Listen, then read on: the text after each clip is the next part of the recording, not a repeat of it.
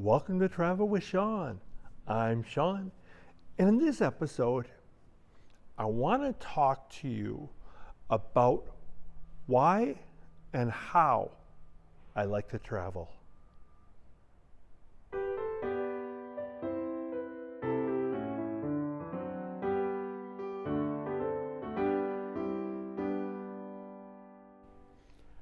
I've been traveling for many years and have gone to many different places.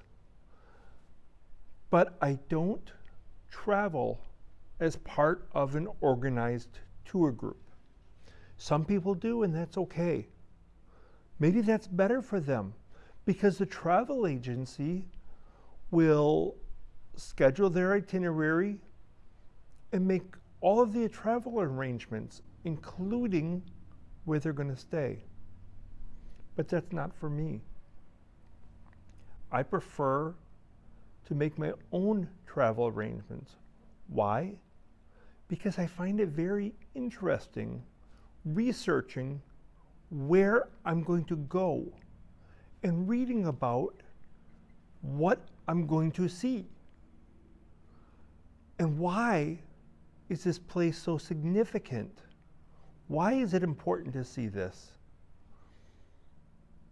And as far as travel arrangements, like hotels, Airbnb, I look to see what deals I can find, rather than just go with what I'm told. Sometimes I'm better off staying at an Airbnb. Sometimes I'm better off staying in a hotel. Gotta weigh them, depending on where I'm going to be, where I'm going, what our options are. In this process of traveling like this, I also like to go off script, go off the beaten trail. Sometimes, frequently, I will do just that. We're traveling around, looking at something on my itinerary, and I see a flyer, or I see something in the distance. Something catches my eye, and it looks interesting. Or maybe we just come across a little alley somewhere and decide we're going to walk down it, see where it goes, see what we find. Maybe it's nothing, maybe it's something interesting. But when we do this, a lot of times we end up getting lost. Or sometimes the GPS doesn't send us to the right coordinates. Maybe I didn't enter them in right. Maybe I misunderstood what the GPS was telling me. Either way, it usually turns out just fine. Actually, it gives us a richer experience because in getting lost, we've encountered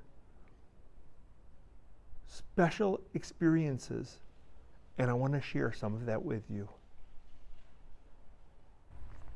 On one journey, traveling through the Algarve region of southern Portugal, we visited the southwestmost point of continental Europe. It was about a 2-hour drive from our hotel. As we were traveling back to our hotel, I saw a sign alongside the road indicating there were megalithic monuments off of this highway. We thought it might be interesting to see. So we turned off the highway, off the beaten trail, onto this small road, traveled for a few miles when we saw a sign indicating that there was a megalithic monument there. Pulled over to take a look. Had to walk several yards. Turned out it was an ancient burial site. There were at least a couple tombs from the Stone Age period. Now, this isn't surprising that there we encounter this in Algarve, because Algarve is famous for its high concentration of megalithic monuments. There are a lot of them in Portugal, especially in the south. We explored these tombs, couldn't find anything else in the vicinity, so we went back to our rental car and continued down the road on our quest for what we believed would be a menhir, which is a Stone Age monument, a single stone that's carved cylindrically, stands pretty tall. Usually they're 12 to 20 feet tall, and they were used in ancient fertility ceremonies, fertility rites. And we were driving down the road to find that. Didn't have to drive long when we could see it right next to the road. Pulled over, took some pictures, got some video clips, and we decided to walk further into the field to see what else we might find, just like what we did by the burial site. As we walked out into the field, we noticed that there were several large stones, but they looked like they had been broken. But the field was scattered with them as far as we could see. But we found this very exciting and interesting. Continued to walk through the field, continued to see more and more of these. And I became convinced, and I'm still convinced to this day, that this was an ancient civilization, an ancient settlement, a housing development from the Stone Age period. Continuing through this field of stones, I encountered what looked to me like some walls. There was a segment at least 100 yards long where the stones are stacked neatly on each other, making a wall maybe 2 to 3 feet high. I know that's not the height of a house, even in the Stone Age period, when houses were maybe 4 feet high. The ceiling would be maybe 4 to 5 feet tall. But Portugal, especially southern Portugal, had lots of severe earthquakes over the centuries. Damage has only been recorded in the major cities. So this being a rural area, away from any big cities or even small cities, big towns, this would not be recorded. But I could see walls that looked like they were dividing rooms. We got so excited about this, time passed by quickly. And then we noticed the sun was starting to set. It was going to get dark soon. Okay. I wanted to find our way back, but everything looked the same. And we were so excited, we weren't paying close attention to how we got to where we were. We didn't know where we needed to turn right or left or walk straight ahead. And it all, like I said, it all looked the same. Then my battery is getting low. The battery on my phone, down to less than 20% battery. And it's getting darker. Starting to panic, trying to find out how we can get out of there and hopefully do it without having to call for help. And before my phone dies. Thankfully, I remembered. It just suddenly hit me that my phone was connected to the GPS in the car, in the rental car. And I could pull this up and see where we parked. It told me where we parked, where the car was sitting in relationship to where we were. And I was able to use that to find our way out of there. Now, a couple lessons learned from this incident. One, don't go wandering off the beaten trail in the late afternoon or early evening when it's going to be getting dark. Allow yourself plenty of time just in case. Secondly, make sure your phone battery is charged up. That's important. That led to the stress, anxiety. Another thing is pay attention to where you're going and how to get back out of there. On another trip, we were visiting the city of Dubrovnik, Croatia. We arrived maybe middle of the day, late morning, and after checking into our Airbnb, we took a walk downtown to find Old Town, to find the castle, the walls, the ancient city, and then grab a bite to eat. Since we just got there, didn't know our way around yet, we called for an Uber to take us back to our Airbnb. The Uber driver dropped us off at the wrong location. Several minutes walk from where our Airbnb was. But it was getting dark and we didn't know our way around. We didn't remember what our Airbnb looked like. Just that we were not there. So we're walking down the street. We encountered a man walking his dog, and they were coming towards us. Showed him the printout of our Airbnb reservation so he could see the address. He knew we were close, but he didn't know exactly where. So he called the phone number listed on there, talked to our host, and then he understood. So he turned around, walked us back down the street, the direction he came from, but the direction we were going, and took us to a side road that veers off of that road. And our host met us there. We thanked him. He went on his way.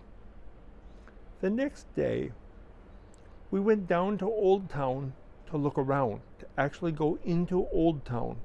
Bought our tickets, went into Old Town, saw the old buildings, walked on the wall, had a good time, saw what there was to see. By early afternoon, mid-afternoon maybe, we decided to head back to our Airbnb. And our ticket for Old Town included free ride on the bus. Okay? So we asked where we need to stop for our destination, for our Airbnb, and we missed it. Then I had to ask the bus driver, and he let us off at the next stop. Okay, so we weren't far from our Airbnb, and it was still daylight. But the houses pretty much looked the same. We couldn't figure out which one was ours and how to get back.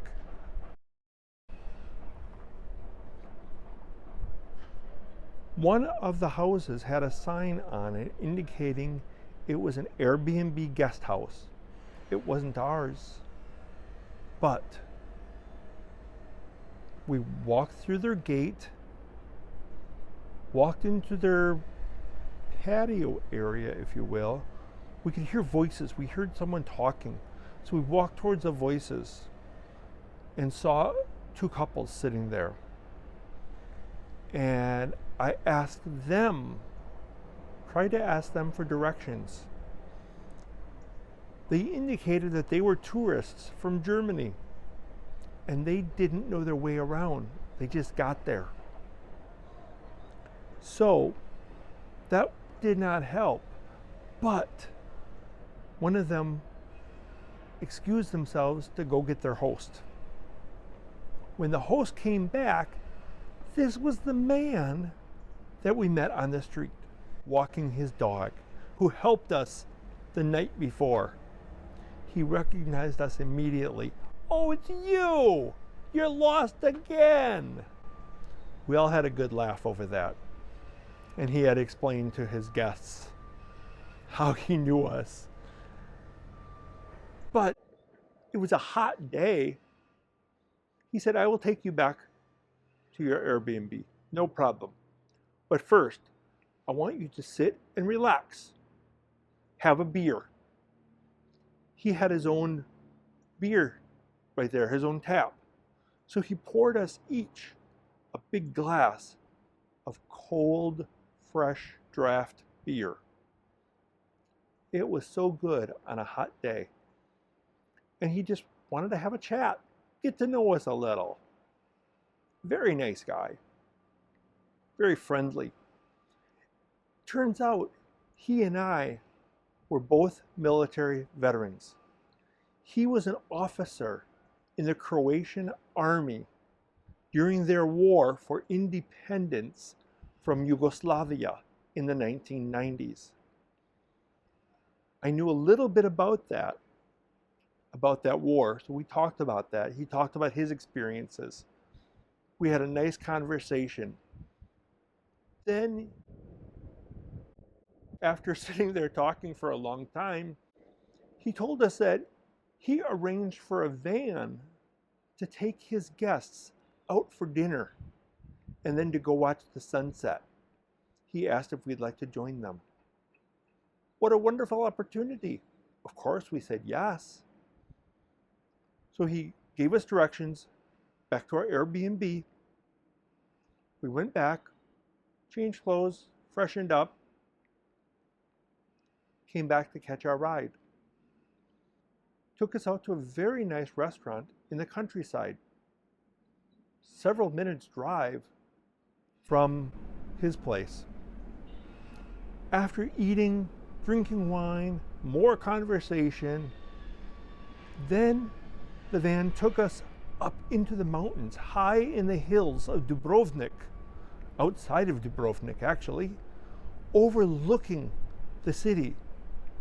And from there, we had an excellent vantage point to watch a beautiful sunset. If we had not got lost, if the Uber driver didn't drop us off at the wrong place, if we didn't miss our bus stop, we wouldn't have met this man. And he was a local. He knew good places to go to eat. He knew the good restaurants. He knew the good locations to watch the sunset. And he knew they had beautiful sunsets over the Aegean Sea. And his English was so good. He wasn't from England. He wasn't from any English-speaking country. But he was Croatian, native to Dubrovnik. But his English was excellent.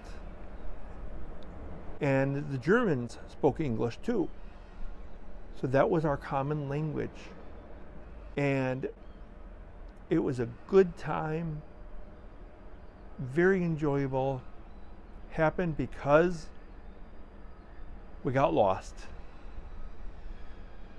Another day, after exploring the city of Split, Croatia,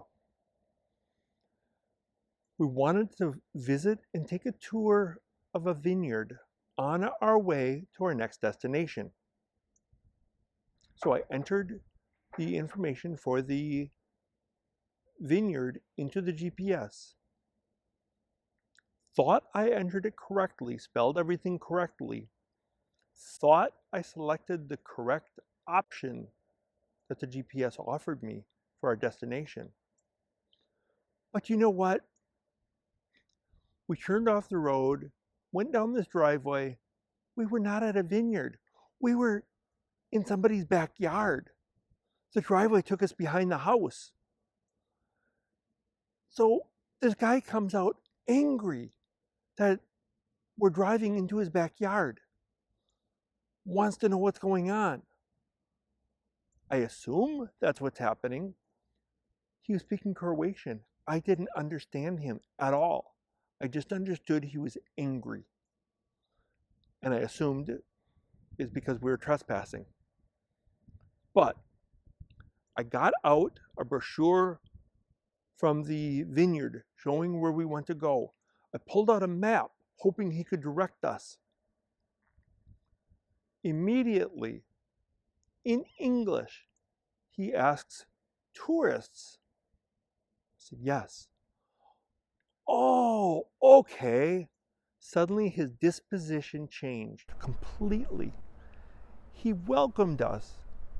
Welcome. He's so happy that we were there. Totally opposite of just a moment ago. But he motioned for us to come. He wanted to give us a tour, grand tour of his backyard. Okay. He told us that the house, he had broken English. He didn't speak good English, but we managed to communicate. He told us that the house was about 200 years old. He and his wife inherited it from her father. This is now their weekend house. During the week, they live in the capital city of Zagreb, but come down to this house outside of Split on the weekends. But then he took us to his almond tree, picked some fresh almonds, gave them to us to eat, peeled them, gave them to us to eat. Then, after eating a handful of almonds, he took us to another tree with fruit, round fruit hanging on it. These were figs. He showed us his fig tree, picked fresh figs, gave them to us to eat. Delicious. We had never seen a fig tree or an almond tree before, let alone eat the fruit fresh off it. Not vine ripened, tree ripened. There we go. Never had that before. But then, after several minutes, 15, 30 minutes, somewhere in that time frame, he took us back to our car and told us, again in his broken English, his worker, his employee, would help us, would take us to the vineyard. He knew exactly where it was. It wasn't far away. But first, wait. He went back in his house. He came back out with a bag of figs. How do we know these were sun-dried figs? He pointed at his fig tree and pointed at the fruit. Then he pointed at the sun in the sky and pointed at the fruit again and took a couple out to show us. So we could see they were dried. Pointing at the sun, we can assume he meant sun-dried. So these were sun-dried figs. Made a motion to eat. We each took one. Delicious. Still very good. This was a wonderful little snack, not just on our way to the vineyard, which was only a few minutes, but on our way to our next destination after that. Through exploring, going off the beaten trail, and sometimes getting lost, we've been able to have these wonderful experiences, such as the ones I just described, and meeting these kind, friendly people. I can't remember their names anymore, but their kindness, their smiles, their generosity stay with me forever. Thank you for watching. Thank you for traveling along with me. As always, I appreciate your support. Until next time, bye-bye.